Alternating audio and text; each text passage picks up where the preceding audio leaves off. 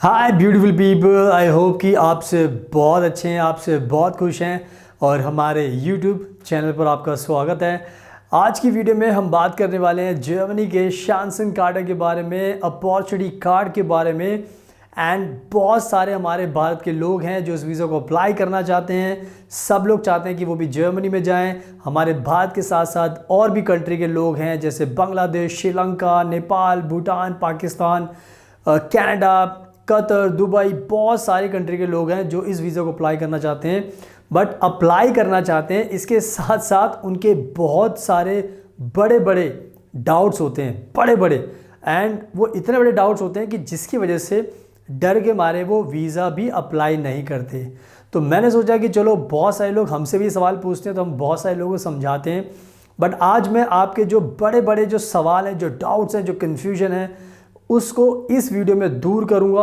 और जो आपके सबसे बड़े बड़े क्वेश्चंस हैं, आज उन्हीं के मैं आंसर देने वाला हूं।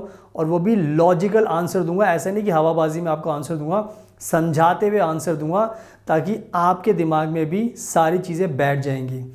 तो आपका जो सबसे पहला जो सवाल होता है वो ये होता है कि सर, अगर मैं ये वीज़ा अप्लाई कर दूं और मुझे वीज़ा मिल जाए तो क्या मेरे लिए जर्मनी में जॉब मिलना ईजीली है या नहीं है। ये पहला सवाल होता है कि क्या मुझे जॉब आसानी से मिल सकती है, नहीं मिल सकती, पहला सवाल। दूसरा सवाल ये होता है कि क्या सर, मैं जब जर्मनी में जाता हूँ तो क्या मैं सिर्फ फुल टाइम जॉब ही करूँगा और नहीं कर सकता, यानी कि मैं कोई पार्ट टाइम जॉब नहीं कर सकता। अगर मैं करूँगा तो मैं फंस तो नहीं जाऊँगा, या मुझे फुल टाइम ही जॉब करनी है। तो इसको लेकर भी एक बहुत बड़ा डाउट रहता है कि फुल टाइम जॉब कर सकते हैं, पार्ट टाइम नहीं कर सकते, क्या कर सकते हैं, क्या नहीं कर सकते। तो इसका भी आंसर मैं आपको इस वीडियो में दूंगा। और जो आपका तीसरा सबसे बड़ा सवाल होता है, जिसको सुनकर तो मैं भी थोड़ा सोचता हूँ कि बहुत ज़्यादा नेगेटिविटी है लोगों के अंदर अभी भी। और आपका सवाल ये होता है कि क्या सर, मैं ये वीज़ा लेकर गया और मुझे 1 साल के अंदर भी जॉब नहीं मिली तो क्या मुझे वापस आना पड़ेगा? फिर तो मेरा सारा नुकसान हो जाएगा, फिर तो मैं बर्बाद हो जाऊंगा, मेरे पास तो कुछ भी नहीं रहेगा, मैं तो सेविंग मेरी चली जाएगी, मैं तो जॉब छोड़ के गया हूँ, मैं तो सब हो जाएगा। तो ये और भी ज़्यादा एक बड़ा सवाल होता है। तो आज मैं इन सारे सवालों का अच्छे से आपको आंसर दूंगा। एंड आई होप कि पहले वीडियो देख लेना पूरी, और आपको जब आंसर मिल जाएगा तो उसके बाद आई थिंक आपको भी समझ में आ जाएगा कि कुछ भी ऐसा नहीं होगा। बट मैं एग्जाम्पल आंसर देके समझाऊंगा तो ज़्यादा समझ में आएगा। तो प्लीज़ आप इस वीडियो के एंड तक देखना, आपके सारे सवालों के जवाब मैं इस वीडियो में देने वाला हूँ। सुनाओ, अब टाइम वेस्ट नहीं करता और इस वीडियो को स्टार्ट करते हैं। सबसे पहले वीडियो में हमेशा की तरह मैं आप सभी को बताना चाहता हूँ कि आज के टाइम में अगर दुनिया में कोई भी अच्छा वर्क वीज़ा है तो वो यही है, क्योंकि यही एक ऐसा वीज़ा है जिससे आपके सपने पूरे हो सकते हैं शेंगन कंट्री में, जर्मनी जैसी बड़ी कंट्री में आने के, जॉब करने के, सेटल होने के। बिकॉज ये वीज़ा सभी के लिए है, सब लोग इसको अप्लाई कर सकते हैं, सब लोग जर्मनी में आ सकते हैं, सब लोग अपनी फैमिली को भी बुला सकते हैं, सब लोग सब कुछ कर सकते हैं इस वीज़ा के थ्रू। तो ये कहीं ना कहीं आपके लिए बहुत ही अच्छा वीज़ा है। तो जितने भी लोग हैं इसके बारे में सोच रहे हैं तो सोचना बंद कीजिए, इसको अप्लाई कीजिए ताकि आपको ये वीज़ा मिल जाए और आप जर्मनी में आकर सेटल हो जाएं। और जिनको अभी भी डाउट्स हैं उनके लिए मैं इन सवालों का जवाब देने वाला हूं जो मैंने आपको बताए हैं। तो सबसे पहले आपके सवाल की बात करते हैं कि क्या मुझे जर्मनी में जॉब मिलना आसान है या नहीं है, मेरा क्या होगा। तो सबसे पहले आपको समझना होगा कि जर्मनी आज के टाइम में दुनिया की सबसे, कह सकते हो कि रिचेस्ट कंट्री में गिनी जाती है। आपने G7 यानी कि ग्रुप 7 का नाम सुना होगा, जिसमें 7 दुनिया की बड़ी कंट्री हैं जो दुनिया को चलाते हैं। उसमें आपका अमेरिका आता है, उसमें आपका UK आता है, उसमें आपका जर्मनी भी आता है। तो आप इस टाइम जर्मनी का वीज़ा अप्लाई कर रहे हो, और जर्मनी कोई ऐसी बच्ची कंट्री नहीं है कि बिना किसी मतलब के आपको बोलेगी कि आप ये वीज़ा अप्लाई करो, हमारे पास आ जाओ, हमें आपकी ज़रूरत है। ऐसा कुछ भी नहीं है। जर्मनी समझदार कंट्री है। जर्मनी को पता है कि आज हमारे पास जॉब्स बहुत सारी खाली पड़ी है, पर हमारे पास लोग नहीं है काम करने के लिए। और जब उनके पास लोग नहीं है तो उनको लोग चाहिए। अगर लोग उनको चाहिए तो ऑब्वियसली उन्होंने ये वीज़ा बनाया है, इसलिए आपको वीज़ा दे रहे हैं। तो कहने का मतलब ये है कि आप ये अगर सोचोगे मुझे जॉब नहीं मिलेगी तो ये आप बहुत गलत सोच रहे हो, क्योंकि जर्मनी तो वीज़ा इसलिए दे रही है क्योंकि उनके पास जॉब बहुत सारी हैं। तो अगर उनके पास जॉब बहुत सारी हैं तो आपको तो जॉब मिलनी है, चाहे आप किसी भी फील्ड से बिलोंग करते हो, तो ये तो आप अपने दिमाग से निकाल दो कि जर्मनी के पास जॉब नहीं है, बट जर्मनी फिर भी कह रही है कि आप हमारी कंट्री में आ जाओ। देखो जर्मनी के पास भी खाली टाइम नहीं है, आपके पास भी खाली टाइम नहीं है। कोई भी बड़ी रिच कंट्री अगर कोई फ़ैसला लेती है तो सोच समझ के लेती है, सारी चीज़ों को ध्यान में रख कर लेती है, ताकि जितने भी लोगों को बुलाना चाहते हैं सबको जॉब मिल सके।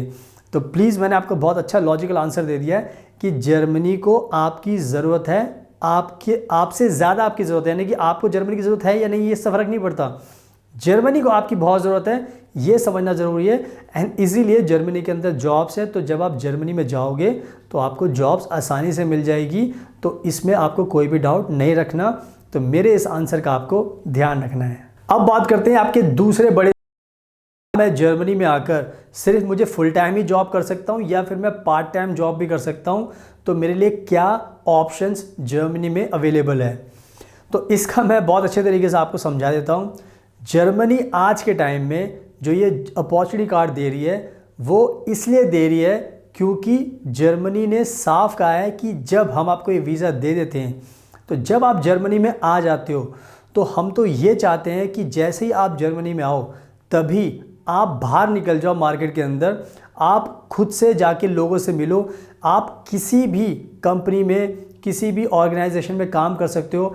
आप जाइए वहाँ पर, जर्मनी में पहुँचने के बाद ही आप होटल में जाइए, वहाँ पर जॉब कीजिए, रेस्टोरेंट में जाइए, वहाँ पर जॉब कीजिए, कार कंपनी में जॉब कीजिए, इंश्योरेंस में काम कीजिए, मैकडी में काम कीजिए, आप KFC में काम कीजिए।